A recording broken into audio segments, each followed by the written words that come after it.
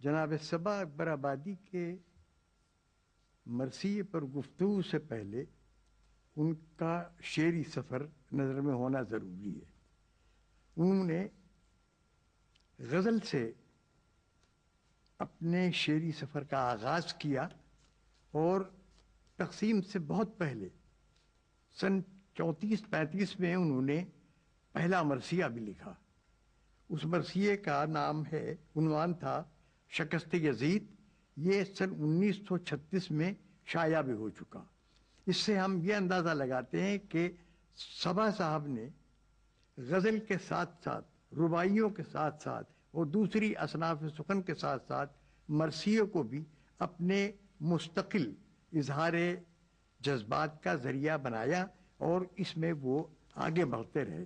بہت سے اور لوگوں نے مرثیے کی اس مزاج کی کیفیت کو اپنانے کی کوشش کی ہے اور وہ کامیاب بھی ہوئے ہیں، لیکن اس میں جو جدید مرثیے کی چھوٹ ہے، جو حضرت جوش بلی آبادی کے بعد اپنے نئے سفر پر روانہ ہوا، اس میں صبا صاحب معتبر ترین نام شمار ہوتے ہیں۔ صبا صاحب نے بیشتر ان مرثیوں پر اپنا زور سخن صرف کیا جس میں موضوعات کے اعتبار سے وہ کسی بھی ایک چیز کو اپنی پوری توانائیوں کے ساتھ، فکر کے ساتھ، غور کے ساتھ بیان کرتے ہیں اور اس میں وہ موضوع کے تمام پہلوؤں کا احاطہ کرتے ہیں۔ موضوعاتی مرثیے جوش صاحب نے شروع کیے، لیکن ہمیں کہنے دیجئے کہ موضوعات کے تنوع میں صبا صاحب بہت زیادہ وسیع النظر ثابت ہوئے اور انہوں نے ایسے موضوعات پر مرثیے لکھے ہیں کہ جن موضوعات پر سوچنا تو بڑی بات ہے، سننا بھی سمجھ میں نہیں آتا۔ ایک واہمہ ہے، نقش ہوا ہے، سراب ہے، دنیا نہیں ہے، جاگتی آنکھوں کا خواب ہے۔ دنیا نہیں ہے، جاگتی آنکھوں کا خواب ہے، جو کچھ نظر کے سامنے ہوتا ہے جلوہ گر، کچھ اور ہے تو آتا ہے کچھ اور ہی نظر، کچھ اور ہے تو آتا ہے کچھ اور ہی نظر۔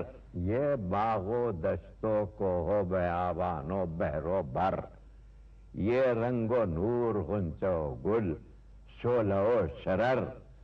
حضور مستقبل نظر ہے، نہ ماضی نہ حال ہے۔ مستقبل نظر ہے، نہ ماضی نہ حال ہے، کچھ بھی نہیں ہے، صرف طلسم خیال ہے۔ کچھ بھی نہیں ہے، صرف طلسم خیال ہے۔ یہ زندگی کا شور، یہ ہنگامہ حیات، یہ گفتگو، یہ نطق، یہ طرز بیاں، یہ بات، یہ صبح و شام، نور کے دن، تیرگی کی رات، عقل و دماغ و فہم و محالات و ممکنات، یہ کارواں ہے اور سفر بے ارادہ۔ یہ کارواں ہے اور سفر بے ارادہ ہے، سب وقت کا فریب ہے، منزل نہ جاتا ہے۔ جتنے فنا کے گیت ہیں سب گا رہا ہے وقت، ایوان اعتبار بقا ڈھا رہا ہے وقت، موجوں کو اپنی دہر میں پھیلا رہا ہے وقت، سب کو بہا کے ساتھ لیے جا رہا ہے وقت۔ کس کی مجال وقت کی رفتار روک دے، طاقت ہے کس کی اس کی روانی کو ٹوک دے۔ آدم نہیں، حدود ہے آدم کا یادگار، باقی نہیں ہے نوح مگر نام برقرار۔ موسیٰ کہاں ہے، ذکر ہے موسیٰ کا بار بار، عیسیٰ کی زندگی کی ہے شاہد ہنوز دار۔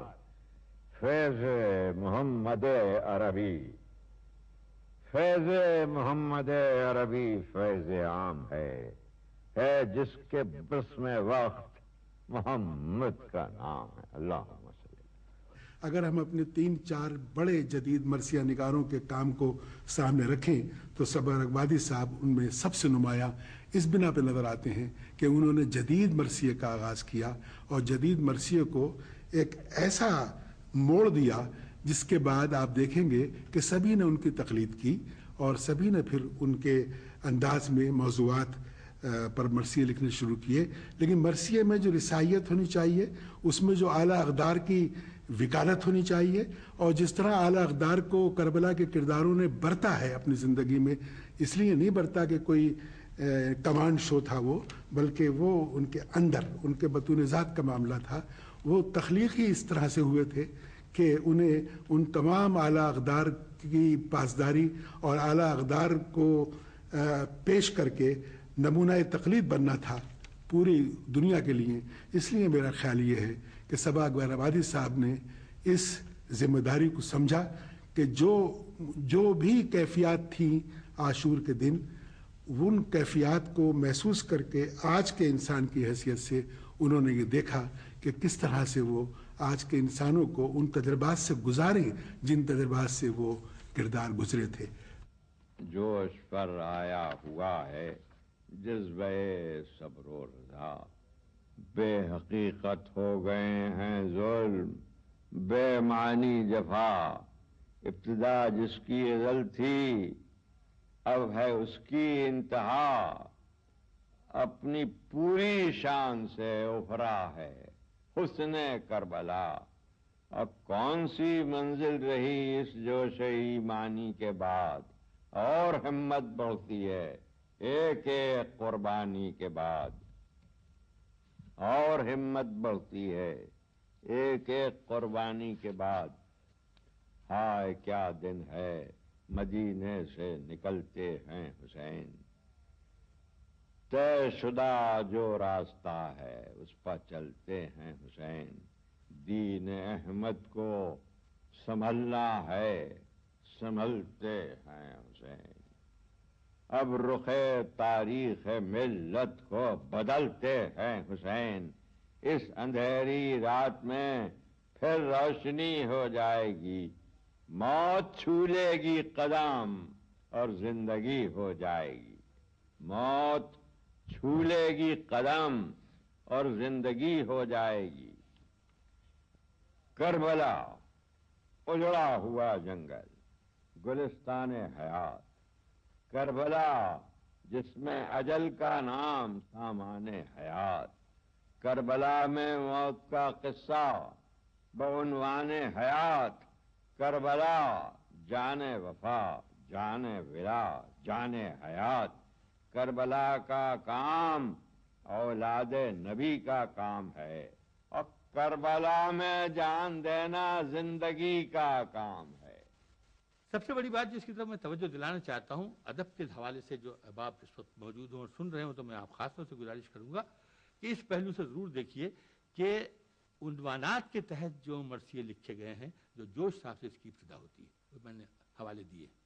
بعد میں بھی جوش صاحب کے بعد یا صبا صاحب کے ساتھ، کیونکہ صبا صاحب اور جوش صاحب تقریباً ہم عصر ہیں، وہ اتنا ہی فرق ہے کہ جیسے علامہ اقبال کی زندگی میں جوش صاحب بھی ایک شخصیت بن کے سامنے آ گئے تھے، اور جوش صاحب کے سامنے حضرت صبا بھی ایک مکمل و مستند شخصیت بن کے نمایاں ہو گئے تھے. تو یہ ایک طرح سے ہم عصریت ہی کہلائے گی. لیکن صبا صاحب نے، جوش صاحب نے جو پہلو دیا تھا کہ عنوان رکھ کے اس کو پھیلا دیا تھا، اس کی وسعتوں میں سفر کیا تھا. صبا صاحب نے اس سے بھی آگے، یعنی ظاہر ہے کہ وہ عنوانات ایسے ہیں کہ آپ سوچ ہی نہیں سکتے کہ یہ کسی خاص موضوع کی طرف لے جائیں گے.